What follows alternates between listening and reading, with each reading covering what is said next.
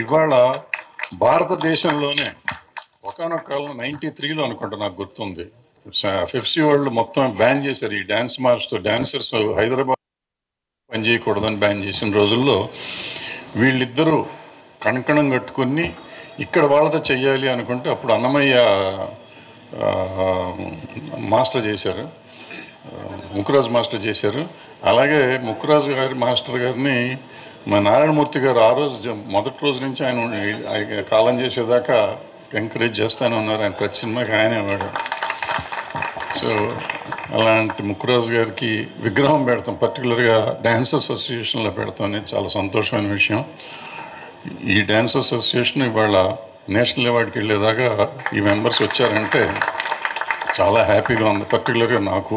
ఎందుకంటే ఈ ఫెడరేషన్ ఉద్భవించి ఒక స్టేజ్ వచ్చిన కాడి నుంచి నేను ఇక్కడ ఉండి ఇవాళ ఈ పిల్లలందరూ వచ్చారంటే, పైకి వచ్చారంటే చాలా సంతోషం.